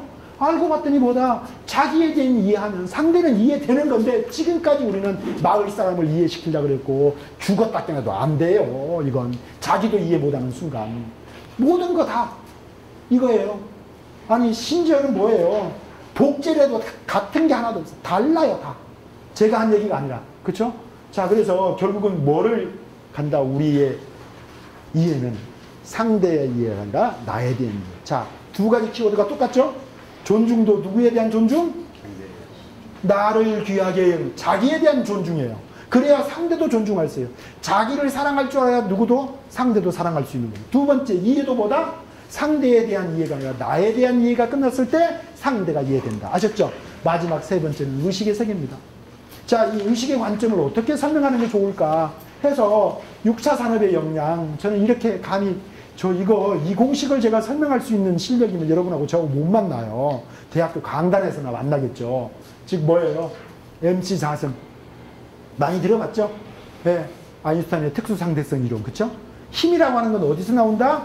질량에다가 빛의 속도로 가속화시키니까 어떻게 되더라? 어마어마한 에너지가 폭발되더라. 그런데 일본의 유명한 사진작가인 에모토 마사로라고 하는 친구가 썼던 책이 있죠. 사진첩이에요. 물은 답을 알고 있다. 그 말미에 이 얘기가 나와요. 아인슈타인은 빛의 속도보다 빠른 속도가 있었다. 그게 무슨 속도? 사람의 생각의 속도. 지금 앉아 계시는데 얼마나 생각의 속도가 빨리 돌아가시나요? 아니 대충 6차 산업이나 얘기하고 좀 그만해. 뭐 이렇게 잔소리가 많았어. 빨리 끝나고 집에 가서 할 일도 많은데 뭐 이 생각 저 생각이 어때요? 순차적으로 나오시나요? 그냥 한순간 한 찰나에 막 겹쳐 나오나요? 옛날 생각부터 시작해서 지금도 그냥 오만 생각이 한꺼번에 나오잖아요. 그쵸? 뭐보다 빠르다? 빛의 속도보다 빠르다. 아, 이 원리를 그대로 갖고 들어오니까 신부님의 가르침하고 딱 맞아떨어지는 거예요. 마을의 역량, 그 집의 역량, 그 사회의 역량은 주어진 자원에 있는 게 아니라 뭐에 있다? 그 주어진 자원에 가속화시키는 거다. 그래서 스칸디나비아 쪽 가보세요. 저도 가봤거든요. 84년도부터 3번 가봤네요. 아니 덴마크 딱 갔더니 해가 안 뜨잖아요. 지금 죽을 지경이에요 거기. 왜? 아니 덫창을 그냥 괜히 폼으로 만들어 놨나요? 아니 밤인데도 반야잖아요. 해가 떠 있는 것 같이 훤해요. 북반구니까. 그러니까 덫창을 밖에다가 달아서 햇빛을 못 들어오게. 왜? 깜깜이야 이러고 잠이 오는데. 근데 우리는 어떻게 해요? 폼으로 달잖아요. 예, 그 삶이었는데. 아무튼 그런 나라에서 어떻게 이게 있었나요? 없었죠. 햇빛이 1년에 50일밖에 안 뜨는데. 근데 거기서 농업을 한다고. 아니 이스라엘은 어때요? 그 사막에서 그쵸? 예, 물이 없는데 뭐를 했어요? 의식을 가속화시켰더니 이게 뭡니까? 이게 기술력 아니에요. 따져놓고 보면. 그러니까 뭐가 일어나더라? 역량이 폭발하더라. 그래서 제가 공부했던 책 중에서 스티븐 코비의 성공하는 사람들의 7가지 습관, 성공하는 가족들의 7가지 습관, 시간관리 소중히 해라. 이따 막게 두꺼운 책이죠. 그 3권의 키워드 하나 딱 보니까 이거예요. 성공하는 사람들을 봤더니 관심의 영역에 집중하는 게 아니라 자기 영향력의 운에다가 집중하더라. 결국 자기가 갖는 관심까지 자기가 다 영향력 안에 들어와 버리더라. 그 얘기를 딱 보는 순간 그렇네. 우리의 의식은 낮은데 우리는 날마다 무슨 타령했어요. 아니 자원이 부족하대. 그쵸? 그러니까 어떻게 된다? 내 의식은 쫄아든다. 죄송합니다. 제 PPT 실력이 이 정도밖에 안 돼갖고 쫄아든다는 걸 좀 이렇게 어떻게 표시를 못, 이걸 확장시켰는데 잘 안 돼. 그래서 그냥 아예 쫄은 걸로 했어요. 뭐 같은 이치니까 이해해 주시기 바랍니다. 자, 결국 뭐예요? 의식의 속도가 낮은데 사업 자금만 몽땅 있으면 어떻게? 힘이 그 동네가 잘 될 줄 알고 그 지역이 활성화될 줄 알았더니 오히려 힘이 떨어지더라. 뭐하고 똑같아? 아니 지게질하고 똑같은 거예요. 그쵸? 자, 어때요? 등짐에 짐을 싣고 그냥 조금 지면 불뚝 일어납니다. 조금 더 하면요 작대기를 의지하고 일어납니다. 조금 더 실리면요 뒤에서 부축해서 이렇게 세웁니다. 일단 쓰면 걸어갑니다. 그보다 더 실리면요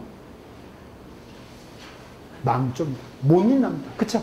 저는요 우리나라가 진짜 이 동방의 불꽃이라는 게 현실로 올 것 같아요. 그래서 너무너무 감사한 게요, 지금 수준에서 지금의 우리나라의 의식구조 속에서 3만 불을 넘어가면요 좀 추접해지지 않을까요? 수솔로가 되는 느낌 안 들까요? 돈이 그렇게 쓰는 거 아닌데 만약에 지금의 우리 국민들의 의식 수준 속에서 4만 불, 5만 불 올라가면 오히려 돈 때문에 추잡스러질 거라 저는 보는 거예요. 그래서 오히려 참 고맙다. 어떻게 4만 불만 올라가려 그러면 무슨 이유가 됐든지 꼬꾸라지고, 다른 나라 같으면 죽어도 못 일나는데 꼬꾸라져서 또 올라가고, 이 반복을 통해서 어떻게 공부시키고 있더라. 의식을 확장시키고 있더라. 저는 그렇게 보여요. 저는 확실히 그래서 하느스님의 예언을 예의주시하고 있습니다. 어떻게 이 한반도가 세계의 중심이 될까? 저는 될 거라고 확신합니다. 어때요? 여러분도 믿으시나요? 네. 박수 한번 쳐보시게요. 정말입니다. 자, 이게 여기서 나오는 그 원리 그대로. 자, 그래서 의식은 우리가 자원은 없어요. 그쵸? 자원은 적다 할지라도 우리 의식을 자꾸 확장시키면 어떻게 될까요? 이 자원이 어마어마한 에너지로 나올 거라고 확실하는 거죠. 그 원리를 그대로 갖고 들어왔어요. 폭발합니다.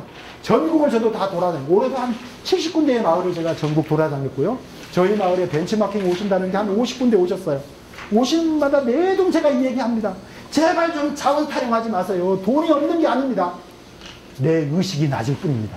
누가 증명했어요? 1964년도 5월 13일 날 임시로 했던 지정환 신부가 확인해 준 거예요. 임실에 대한 이미지 2가지. 산을 쳐다봤더니 나무가 하나도 안 보이더랍니다. 보이는 건 풀밖에 없었고, 밖에 나가봤더니 왜 이렇게 시간이 많이 남아 도는 사람이 많은지. 자, 굉장히 부정적 사고였죠? 이분 생각 한 번만 바꿉니다. 산에 풀이 있어? 그럼 양은 키울 수 있네? 시간이 많이 남아돌아? 양을 돌볼 목동이 많네. 이게 바로 뭐예요? 의식이잖아요. 그러니까 결국 없다고 생각하지 않고 주어진 자원에 감사하고 거기에 뭐를 했어요? 내 생각에 가속화를 시켜내니까 대한민국 최초에 뭐가 탄생합니까? 치즈가 탄생하는 거죠. 그래서 한 지역을 살려주잖아요. 그게 바로 우리 의식개혁이라고 생각합니다. 뭐 그래서 요 얘기는 꼭 하고 넘어가야겠어요. 데이비드 호킨스 박사의 의식혁명이라는 책이죠. 이건 뭐로 했어요? 서양 아이들은 꼭 그래요. 무언가를 하여튼 증명을 해야 돼요. 증명하지 않는 건 절대 인정을 안 해줘요. 과학화라 그러죠. 그렇죠? 그래서 인간의 의식이라는 걸 이 빛의 밝기, 룩스로 환산한 거죠. 뭐를 통해서? 운동역학이라는 걸 통해서. 수백만 명한테 실험을 통해 갖고 데이터로 구축을 합니다. 그래서 0룩스에서 1000룩스까지. 그래서 그 기점을 200룩스인데 200룩스 밑으로 내려오면 어두운 의식, 위로 올라가면 밝은 의식. 여기서 배운 게 뭐냐면요. 세상에 700에서 1000룩스 깨달음의 경지에 올라간 사람 한 사람만 있으면 어두운 경지에 있는 사람 7천만 명을 밝게 해준다네요. 그쵸? 뭐 부처님이 됐든 예수님이 됐든 아무튼 그런 분들 한 분만 있으면 세상이 원해지는 거죠. 자, 그런데 저기 310룩스 제가 한 예로 책에 보니까 자발적으로 자기가 스스로 일을 찾아서 하는 사람의 의식의 밝기는 310룩스인데 이런 사람 한 명만 있으면 어두운 의식에 있는 사람 9만 명을 밝게 해준대요. 그걸 보는 순간 저는 어떻게 변했냐면 아니 저 새끼만 죽으면 동네가 좀 조용할 판인데 라고 향했던 이 손가락이 저를 향해 오는 거예요. 그렇구나. 나의 빛의 밝기가 그 사람보다 어두우니까 그게 밖으로 드러났지. 내가 저 사람 죽으라고 하는 게 내가 죽어야겠구나 하는 게 바로 제가 발견했던 저의 삶의 하나의 생각이었습니다. 그래서 자기를 바꾸는 것, 결국 아까 의식도 같은 얘기다 하는 것을 여기서 증명해낼 수 있는 것 같습니다. 자, 아무튼 이 노래 얘기는 뭐 다음에 어떤 기회가 있으면 말씀드리기로 하고요. 자, 이제 그래서 치즈마을은 이걸 어떻게 좀 할 거다 해서 아까 첫 번째 저희가 캐치프레이즈를 내렸던 게 사람이 꽃보다 아름다운 치즈마을 그랬죠. 그쵸? 그래서 업그레이드를 시켰어요. 이게 어느 정도 되니까 옆에 이웃집 잘 되는 꼬라지를 못 봐. 그쵸? 그래서 어떻게 하면 사촌이 논사도 배 아프지 않는 치즈마을을 만들까 해서 이건 이미 일본의 동경 수도대학에서 학위 박사학위 논문으로 지금 발표가 됐습니다. 이 사례를 통해서. 자, 그러다 보니까 이제는 어떻게 됐다? 세 번째, 우리 속담을 보니까 물이 고이면 어떻게 돼요? 그렇죠. 안 썩으려면 물을 퍼내는 수밖에 없다. 치즈마을의 지속 가능성은 계속 집어넣는 게 아니라 퍼내는 작업을 통해서 결국 이웃과 더불어 가야 되는구나 해서 마을을 넘어 지역으로. 근데 어떻게? 원래 우리가 생각했던 처음처럼이라는 마음으로 했으면 좋겠다는 게 저희의 생각이고 이걸 몇 년도부터 준비했다? 거의 30년 준비한 것 같아요. 솔직히. 예, 그런데 사업비가 나왔어요. 2010년도에 100억을 준대요. 도에서. 아니 돈으로 지역개발할 것 같으면 대한민국 다 변할게요. 아니에요. 사람이 변해야지 돈은 하나의 수단일 뿐이라고 저는 확신을 합니다. 아무튼지 이거 2010년부터 다시 준비하기 시작해갖고 결국은 아니 지금도 그래요. 우리 10억만 갖고 했으면 참 좋을 건데 왜? 등짐을 져본 경험이 있거든요. 좀 뛰어갈 수 있을 건데 이게 너무 짐이 무거우면 이게 참 그거 지고 있기만 해도 힘들잖아요. 그래서 도에다가 우리 10억만 달라고 그랬더니 30억까지 가래요. 아니 너무 힘들다고 그거 하면 망할 것 같다고 합의하에 20억만 지금 서로 양보했어요. 그런데 좀 부대근해요. 네, 조금 부대근해요. 그러나 어때요? 아주 그냥 못 일어설 만큼은 아니라서 아무튼 요 꿈을 꾸어서 하는데 어떤 미친 짓을 하고 있냐면요. 아까 저 그래서 또 한 번 희망을 얻었어요. 미친놈 손가락질 당하면 그 손가락질 한 사람이 어떻게 한다? 배우러 가자. 이것 때문에 배우러 오실 거라고 확신합니다. 자, 어떻게 해요? 치즈마을 절대로 앞으로 나가면 안 된다. 끌어가면 안 된다. 농사를 져놓고 보니까 토양을 잘 만들어 놓으면 땅이 좋아지면 뭐든지 잘 자라니까 항상 치즈마을은 뭐한다? 우리의 경험적 지혜를 강요하는 게 아니라 걸음발로 들어가 주자. 물어보면 못 이긴 척하고 그래 이런 경우는 이렇게 했으면 좋겠어 이런 정도만 하지 절대 이 방법으로 해야 되라고 강요하지 말자. 왜? 시대는 변했는데 우리도 옛날 것 같고 다시 강요하지 말자 해서 이걸 기본에다 깔아서 임시를 한번 변화시켜보자. 꿈을 꾼 겁니다. 이게 바로 치즈마을의 6차 산업의 핵심 구도입니다. 자, 그런데 뭐부터 실천을 했어요? 이쪽에 있는 것은 지금 임실 치즈 레인보우라고 하는 새로운 법인을 만들었고 이건 치즈마을이나 아니면 다른 마을과 연대해서 하는 네트워크 사업을 중심으로 했는데 치즈마을이 어떤 미친 짓을 했냐면요. 로컬푸드 사업부가 레인보우에서 돌아가요. 근데 치즈마을에 직판장이 있어요. 마을 안에 2개의 집판장이 있으면 제가 보기에 마을 집판장이 쫄려요. 이미 같은 거니까, 같은 의미를 갖고 있으니까. 줄 것을 망하고 죽은 게 좋을까요? 흥했을 때 죽은 게 좋을까요? 그쵸. 있을 때 주는 게 좋아요. 그쵸? 그래서 이거 준 거예요. 얼마나 매출이 올라간 줄 아세요? 1년에 저 조그마한 10평 다는 직매장에서 올해도 지금 4억 5천은 매출에 걸렸어요. 손님 그렇게밖에 안 왔는데도. 그런데 그 이득금 얼마? 작년에 계산해 보니까 평균 인건비 떨고 뭐 하고 한 7천만 원 순이익 나요. 순이익 나는 걸 주는 거라니까. 망한 걸 주면 그건 아무나 줄 수 있어요. 근데 이득금 나는 걸 주는 거. 그것 때문에 또 뭐가 돼요? 새로운 가치를 하나 만드는 거죠. 그것 때문에 또 치즈말에 와서 내용 듣고 블로그 올려줄 거고. 그쵸? 자, 그 다음에 뭐예요? 돈은 어디서 벌어요? 밥 장사에서 벌잖아요. 그쵸? 먹자 장사에서. 그쵸? 그래서 식당. 올해도 지금 2만 한 3천 명 와서 식사하셨어요. 치즈 돈가스 6,000원짜리. 그런데 어차피 지금 레스토랑 사업부 돌아갈 거 아니에요. 그래서 아예 전문적으로 식당 해라 그러면 해서 그것까지 넘겨줬어요. 예. 왜? 오픈했을 때 실수하지 말으라고. 그래서 거기에서 올라가는 거죠. 처음부터 올라가는 게 아니라. 그쵸? 예. 이런 일을 마을에서 지금 하고 있습니다. 자, 그래서 이제 마지막 좀 결론을 하겠습니다. 결국 사람의 문제 앞에서부터 쭉 같이 얘기 나오고 저희가 하는 사업 계획까지 말씀드렸는데요. 과연 지역에서 이건 뭐 가장도 마찬가지고 마을의 리더도 마찬가지고 뭐 이건 사회에 와서도 똑같은 겁니다. 저는 이 조노선 하이트의 강의를 들으면서 그래 맞아 역시 세상은 돌고 도는 거구나. 우리는 감정적이고 감성적이고요. 서양 아이들은 이성적이에요. 그래서 옛날에 소크라테스부터 시작해서 모든 철학의 책에는 어떻게 갔다? 감정, 말을 인간의 이성이 컨트롤할 수 있었다고 생각했다고요.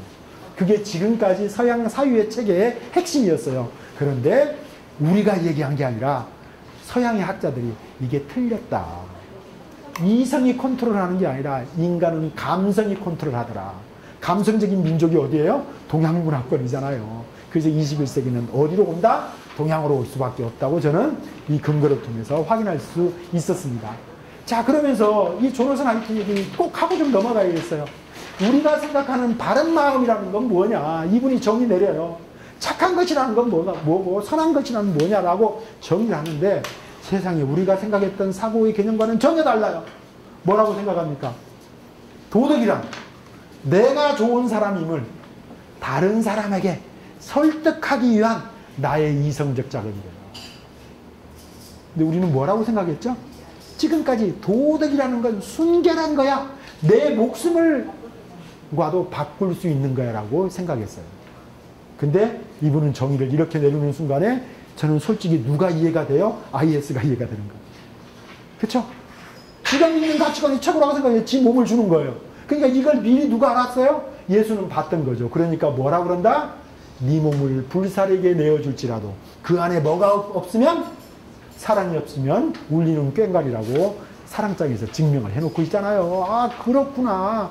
그런데 결국 도덕은 가치관의 기준인데 이건 뭐를 의미한다? 시대의 변화를 당해서 변화도 하고 있다는 걸 지금 의미하고 있는 거예요.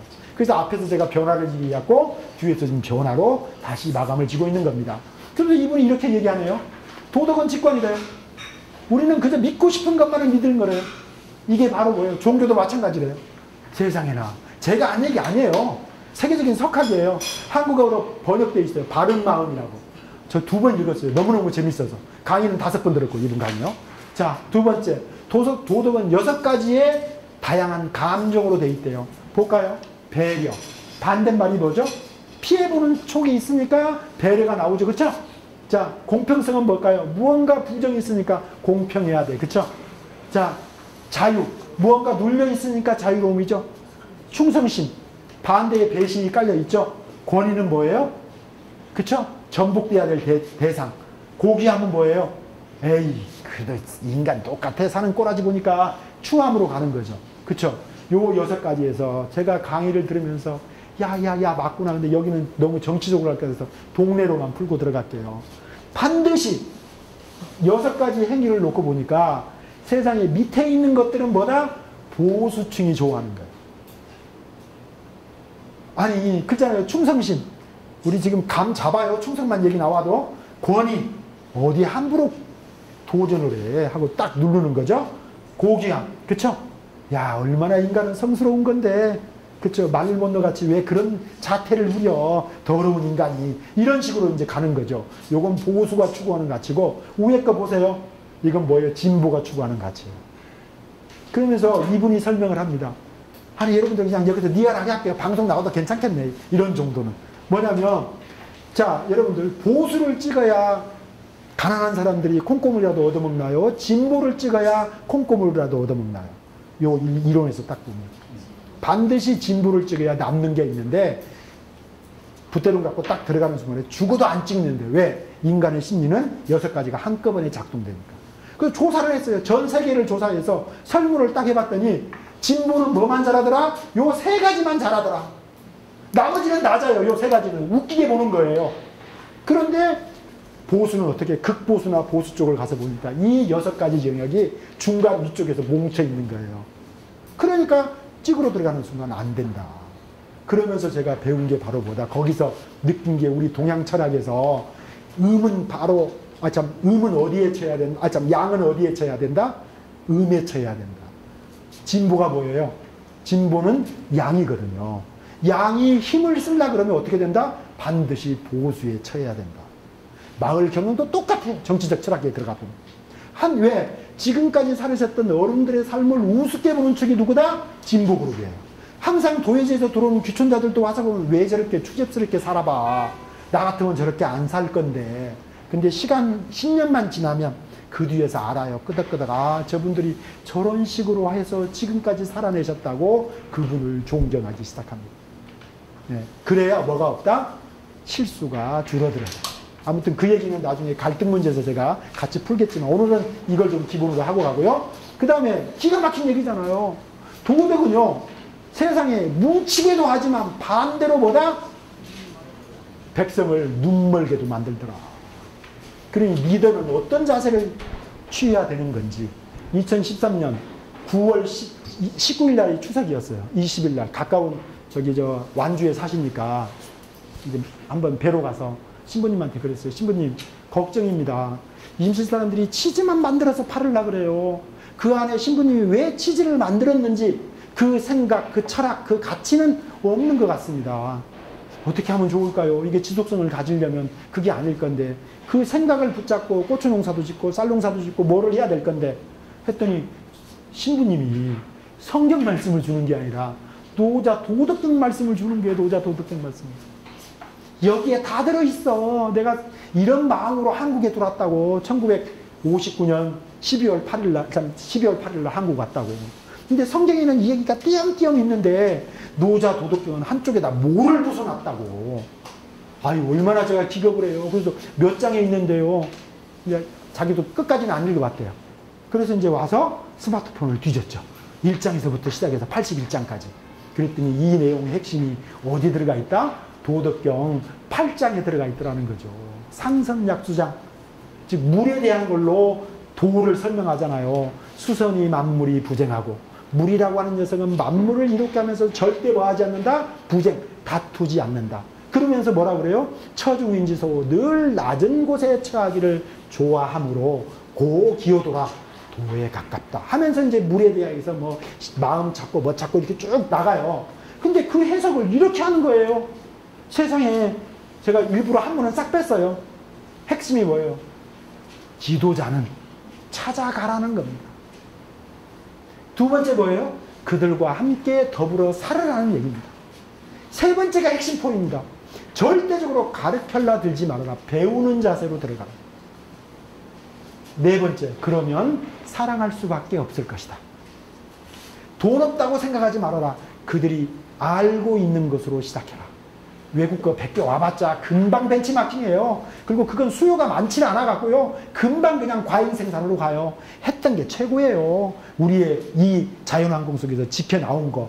이걸 최고로 만들어내는 게 바로 뭐다? 글로벌에 가는 쪽인데 우리는 갖고 들어서 또 배움이라고 또 투자하느라고 또 돈 깨먹고 그렇게 해서 나머지 해보니 제가 뭐만 남더라? 외형은 커지는데 빚만 남더라. 저의 경험. 그래서 절대 그렇게 하지 마시라. 자, 그리고 뭐다? 돈 걱정하지 말아라. 지금 알고 있고 지금 갖고 있는 것으로 시작해. 아니 세상에 마지막입니다. 리더가 아니 이걸 좀 진즉 좀 알려줬으면 제가 그런 무모한 짓을 안 할 건데. 제가 90년대 초에 신부님한테 그랬어요. 신부님, 어떻게 임실에 오셔서 이런 일을 하셨어요? 그랬더니 이 신부님이 뭐라 그러냐면, 그거 내가 쓸개 빠져서 해서 그래요. 근데 신부님의 생애를 모르면 제가 그 말이 맞다고 제가 생각을 할 건데, 제가 알거든요. 이분이 1963년도에 부안성당에 계셨을 때 이분이 쓸개를 떼어내는 수술을 해요. 근데 지정환 신부가 어떤 인간이다? 쓸개 빠진 인간이요. 그런데 제가 신부님한테 물어본 거예요. 신부님, 아니 왜 제가 동네에서 일을 하는데 너무너무 힘들잖아요. 신부님 어떻게 이런 일을 해줬어요? 그러니까 이분이 저한테 내가 쓸개 빠져서 했어 그래요. 그래 저는 그 말이 진심으로 딱 와서 닿잖아요. 그렇구나. 니들은 쓸개를 빼는 거구나. 그래서 저도 쓸개를 떼었어요. 몇 년도에? 94년도에. 제가 이래가지고 쓸개 빠진 인간이요. 진짜. 그런데 진즉 알려줬으면 쓸개 안 뛸 건데. 왜 제가 제 쓸개를 띄었어요?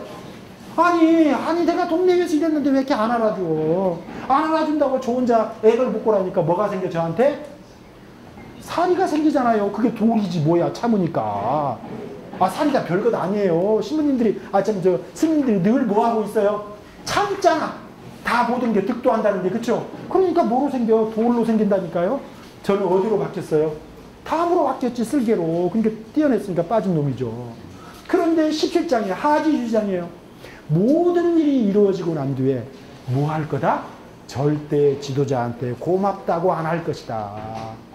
진정한 가르침, 진정한 리더의 결과는 뭐다? 그들 스스로가 다 모든 걸 해냈다고 얘기할 것이다. 그게 최고의 리더, 최고의 교사 아닙니까? 노자 선생님은 그걸 아신 거죠. 그리고 이 신부님도 뭐예요? 그 핵심을 알고 계신 거죠. 그래서 그들에게 가라. 하는 겁니다. 이 얘기를 바꿔서 뭐예요? 미래는 농촌의 시대다? 저 캐치프레이즈 걸었는데 저 어떻게? 내가 가는 거죠. 그쵸? 농촌에 어떻게? 함께 사는 거죠. 그 다음에 뭡니까? 지금까지 살으셨던 농부들한테 배우려고 하셔야 된다 이거예요. 이게 진보가 가져야 될, 즉 배운 사람, 젊은 사람이 가져야 될 자세라는 겁니다. 그러면 뭐가 나올 수밖에 없다? 그냥 공짜로 따라해 그들을 사랑할 수밖에 없어요. 사랑이 그냥 나와요. 하려고 하지 않아도. 그리고 알고 있는 것으로 시작하고 갖고 있는 것으로 시작하면 육사산업은 이미 해왔던 일이고 이걸 통해서 저는 모든 것들이 창대해지리라고 저는 확신을 합니다. 그래서 제가 어디 가든지 치는 고수톱이 있거든요. 남 돈 따먹어서 가슴 아프게 하는 고수톱이 아니라 제가 두 분을 생각하면서 지어낸 건데요. 원고입니다. 이건 지정환 신부님을 한마디로 저는 어떤 분이다라고 저한테 묻는다면 긍정적인 사람. 그래서 주인으로 살아가는 사람은 항상 긍정의 사고를 가져요. 긍정의 사고를. 그래서 주어진 상황을 어떻게? 늘 고맙다고 생각하는 거죠. 자, 그래서 제가 원고하면 원고! 고맙고! 네, 아마 고마운 일만 계속 있으실 겁니다. 예, 고맙게 생각하시니까요. 두 번째, 심상봉 목사님을 저한테 한마디로 얘기하라면 이분은 배움밖에 몰라. 교육밖에. 지금도 올해 연세가 지금 8이신데 늘 공부하라는 거예요. 그거밖에 없어요. 근데 저의 스승이죠. 이분은 행동파. 이분은 공부하라 그러니까. 그래서 자조. 아까 제가 썼죠? 자조라고. 즉 도울조자 써도 되고 아니면 세울조 깎을조자 써도 좋아요. 즉 배우고입니다. 아셨죠? 자, 투고 들어갑니다. 투고! 배우고! 이 마음은 절대 내려놓으시면 안 돼요. 관뚜껑 들어가기 직전까지 절대 이걸 붙잡고 계셔야 돼. 놓는 순간에 도레미 탑을 되는 거예요. 진짜. 자, 배운다는 건 바로 뭡니까? 앞에서 나왔죠. 노자 스님도 똑같은 얘기를 하는 거예요. 배움의 자세를 갖고 들어가는 순간 하늘로부터 선물 하나가 따라 들어옵니다. 뭐가 따라 들어올까요? 제가 보니까 겸손이 따라 들어옵니다. 내가 겸손하려고는 겸손은 죄송하지만 99.99%가 위선입니다. 그러나 배움의 자리에 딱 들어가는 순간에 어떻게 돼요? 겸손 따라 들어가요. 그래서 제가 참 좋은 우리 선조들이 기가 막히다. 저는 죽으면 저의 집안이 뭐로 변할까요? 저는 관직에 나간 적이 없어요. 제일 불쌍한 인간들이 관직 나간 사람, 죄송합니다. 혹시 관에서 제일 좋은 게 뭐예요? 현고 학생 부분이잖아요. 학생의 학생, 배우는 사람이 최고의 뭐다? 현자다. 근데 뭐 어때요? 그쵸? 네, 마지막 판슬이 어느 때 행복할까요? 라고 하는 걸 생각해 보니까 세상에 신부님한테 물었어요. 신부님, 공부는 왜 하는 거예요? 하고 물었어요. 공부 누구 좋으라고 한다? 너 좋으라고 하지, 나 좋으라고 하냐. 이것 때문에 우리가 3만보를 못 넘어가요. 세계 경제가 나쁜 게 아니라. 공부는 뭐 하려고 한다? 남 주려고 한다. 예, 내가 하는 일을 통해서 이웃에게 봉사하는 거고 이 사회에 공헌하는 게 인간이 살아갈 가치임에도 불구하고 우리는 지목수위에서 살으라고 하니 그 민족이 5만 불, 6만 불을 넘어간들 이 세상을 망조를 시킬 사람이지 흥하게 만들 것 같아요? 제가 보기에 절대 안 것 같단 말이에요. 그래서 결국 뭐냐? 남 준다는 말을 다른 말로 바꾸니까 뭐다? 봉사가 남 준다는 거 아니에요? 봉사하는 삶을 결과물로 갖고 들어오면 그게 뭡니까? 그게 바로 사랑하고 이게 자비하는 삶이 아닐까요?